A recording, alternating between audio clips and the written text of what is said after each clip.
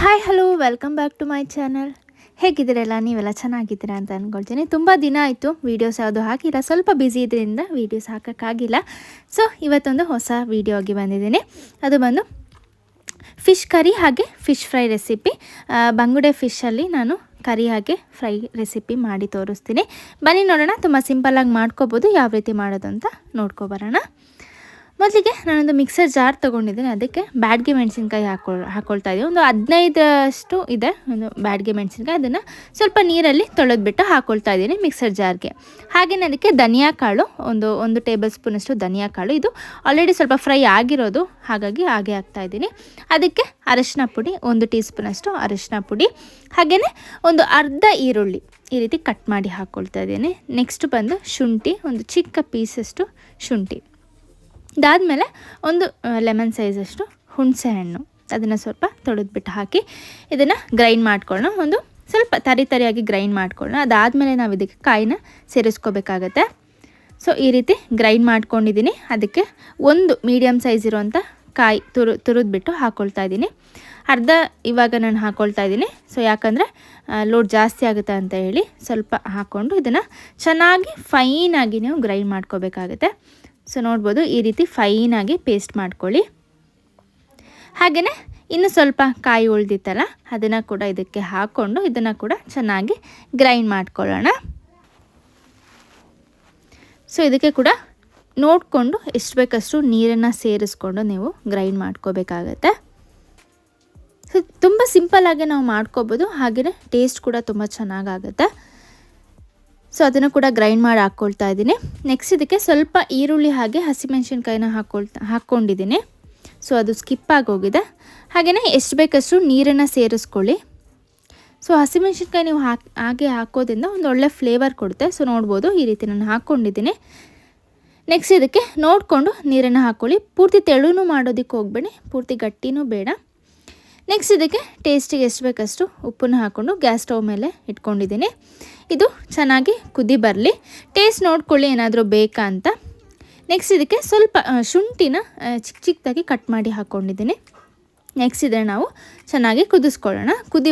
ನೋಡ್ಬೋದು, ಕುದಿ ಬರ್ತಾ ಇದೆ. ನೆಕ್ಸ್ಟ್ ಇದಕ್ಕೆ ನಾವು ಫಿಶ್ ಹಾಕ್ಕೊಳ್ಳೋಣ. ಸೊ ನಾನಿಲ್ಲಿ ಬಂಗಡೆ ಫಿಶ್ ತೊಗೊಂಡಿದ್ದೀನಿ. ಯಾವುದಾದ್ರೂ ಅಷ್ಟೇ ಫಿಶ್ ಇದೆ, ಈ ರೀತಿ ಕರಿನ ನಾವು ಮಾಡ್ಕೋಬೋದು. ಸೊ ಫಿಶ್ ಹಾಕಾದ್ಮೇಲೆ ನೋಡ್ಬೋದು, ಅದರ ಮೊಟ್ಟೆ ಕೂಡ ಇತ್ತು. ಸೊ ಫಿಶ್ ಹಾಕಾದ್ಮೇಲೆ ನೀವು ಒಂದು ಕುದಿ ಬಂದರೆ ಸಾಕು. ಒಂದು 5 ಮಿನಿಟ್ಸು ಬೇಡ, ಒಂದು 2 to 3 ಮಿನಿಟ್ಸ್ ನೀವು ಈ ರೀತಿ ಸ್ವಲ್ಪ ಹೈ ಫ್ಲೇಮಲ್ಲಿ ಇಟ್ಟು ಕುದಿ ಬಂದರೆ ಫಿಶ್ ಕರಿ ಇಲ್ಲಿ ರೆಡಿ ಆಯಿತು. ಸ್ವಲ್ಪ ಹೊತ್ತು ಈ ರೀತಿ ಮಿಕ್ಸ್ ಮಾಡಿ ಸ್ಟವ್ ಆಫ್ ಮಾಡಿ ಒಂದು 2 ಗಂಟೆ ನೀವು ಮುಂಚೆ ಮಾಡಿಟ್ಟರೆ ಚೆನ್ನಾಗಿ ಅದು ಉಪ್ಪು ಖಾರ ಎಲ್ಲ ಹೀರ್ಕೊಳ್ಳುತ್ತೆ. ಸೊ ಕ್ಲೋಸ್ ಮಾಡಿ ಆಫ್ ಮಾಡಿ ಇಟ್ಬಿಡಿ. ಕರಿ ರೆಡಿ ಆಯಿತು. ನೆಕ್ಸ್ಟ್ ನಾವಿಲ್ಲಿ ಫ್ರೈ ಮಾಡ್ಕೊಳ್ಳೋಣ. ಅಲ್ಲಿ ಒಂದು 5 ರಿಂದ 6 ಪೀಸ್ ತೊಗೊಂಡಿದ್ದೀನಿ. ಅದಕ್ಕೆ ಸ್ವಲ್ಪ ಉಪ್ಪು ಹಾಗೆಯೇ ಅರಿಶಿನ ಪುಡಿ ಸ್ವಲ್ಪ. ನೆಕ್ಸ್ಟ್ ನಾನಿಲ್ಲಿ ಯಾವುದೇ ಇನ್ನು ಮನೆಯಲ್ಲೇ ಮಾಡ್ತಾ ಇಲ್ಲ, ನಾನು ರೆಡಿಮೇಡ್ ಮಿಕ್ಸಿಂದನೇ ಮಾಡ್ಕೊಳ್ತಾ ಇರೋದು. ನೀವು ಬೇಕಾದ್ರೆ ಫಿಶ್ ಫ್ರೈ ಕೂಡ ಹಾಕ್ಕೋಬೋದು. ನಾನಿಲ್ಲಿ ಕಬಾಬ್ ಫ್ರೈನ ಹಾಕ್ಕೊಳ್ತಾ ಇದ್ದೀನಿ. ನೆಕ್ಸ್ಟ್ ಇದಕ್ಕೆ ಸ್ವಲ್ಪ ಶುಂಠಿ ಮತ್ತು ಬೆಳ್ಳುಳ್ಳಿ ಪೇಸ್ಟು ಹಾಗೆಯೇ ಸ್ವಲ್ಪ ವಿನೆಗರ್ ಹಾಕ್ಕೊಳ್ತಾ ಇದ್ದೀನಿ. ಒಂದು 1.5 ಟೀ ಸ್ಪೂನಷ್ಟು ವಿನೆಗರ್ ಹಾಕ್ಕೊಳ್ಳಿ. ಸೊ ಸ್ವಲ್ಪ ಫಿಶಿಗೆಲ್ಲ ಹುಳಿ ಸ್ವಲ್ಪ ಮುಂದೆನೇ ಬೇಕು. ನೆಕ್ಸ್ಟ್ ಇದಕ್ಕೆ ಕಾರ್ನ್ಫ್ಲೋರ್ ಹಾಕೋದ್ರಿಂದ ನಾವು ಹಾಕಿರೋವಂಥ ಏನು ಮಸಾಲೆ ಎಲ್ಲ ಸಪ್ರೇಟ್ ಆಗೋದಿಲ್ಲ.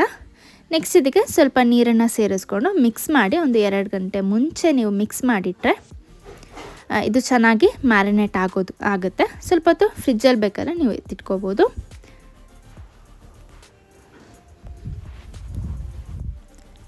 ಸೊ ನಾನಿಲ್ಲಿ ಅಚ್ಕಾರದ ಪುಡಿ ಹಾಕಿಲ್ಲ, ಯಾಕಂದರೆ ಖಾರ ಇತ್ತು ಅಂತ. ನೀವು ಬೇಕು ಅಂದರೆ ಹಾಕ್ಕೊಳ್ಳಿ. ನೆಕ್ಸ್ಟ್ ಇದನ್ನು ನಾವು ಮ್ಯಾರಿನೇಟ್ ಮಾಡೋದಕ್ಕೆ ಬಿಡೋಣ.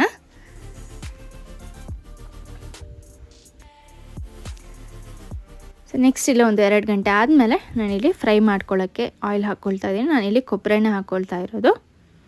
ಸೊ ಕೊಬ್ಬರಿ ಎಣ್ಣೆಯಲ್ಲಿ ಫಿಶ್ ಫ್ರೈ ಮಾಡೋದ್ರಿಂದ ತುಂಬ ಟೇಸ್ಟಿಯಾಗಿ ಆಗುತ್ತೆ. ಸೊ ಎಣ್ಣೆ ಕಾದಿದೆ. ಇಲ್ಲಿ ನಾನು ಫಿಶೆಲ್ಲ ಹಾಕಿ ಇದನ್ನು ನಾವು ಫ್ರೈ ಮಾಡ್ಕೊಳ್ಳಿ. 2 ಕಡೆ ಚೆನ್ನಾಗಿ ಫ್ರೈ ಮಾಡ್ಕೊಳ್ಳಿ.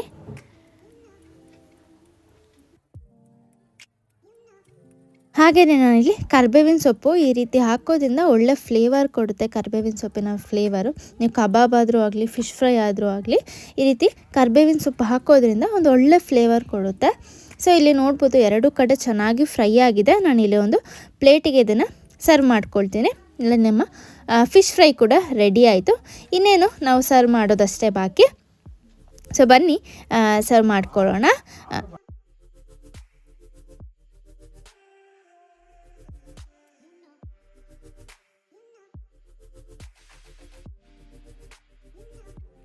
ಸೊ ನೋಡಿದ್ರಲ್ಲ, ಇವತ್ತಿನ ರೆಸಿಪಿ ನಿಮಗೆ ಎಲ್ರಿಗೂ ಇಷ್ಟ ಆಯಿತು ಅಂತ ಅಂದ್ಕೊಳ್ತೀನಿ. ಇಷ್ಟ ಆಗಿದ್ರೆ ಲೈಕ್ ಮಾಡೋದನ್ನು ಮರಿಬೇಡಿ. ಹಾಗೆ ನನ್ನ ವೀಡಿಯೋಸ್ಗೆ ಹೀಗೆ ಸಪೋರ್ಟ್ ಮಾಡ್ತಾಯಿರಿ. ಇನ್ನು ಕಂಟಿನ್ಯೂಸ್ ಆಗಿ ನಾನು ವೀಡಿಯೋ ಹಾಕ್ತಾನೆ ಇರ್ತೀನಿ. ಹೀಗೆ ಸಪೋರ್ಟ್ ಮಾಡ್ತಾಯಿರಿ ಅಂತ ಹೇಳ್ತಾ ಈ ವಿಡಿಯೋನ ಇಲ್ಲಿಗೆ ಎಂಡ್ ಮಾಡ್ತಾ ಇದ್ದೀನಿ. ವಿಡಿಯೋ ಇಷ್ಟ ಆದರೆ ಲೈಕ್ ಮಾಡಿ, ಹಾಗೆಯೇ ಚಾನಲ್ನ ಸಬ್ಸ್ಕ್ರೈಬ್ ಮಾಡ್ಕೊಳ್ಳಿ. Thank you for watching. Bye.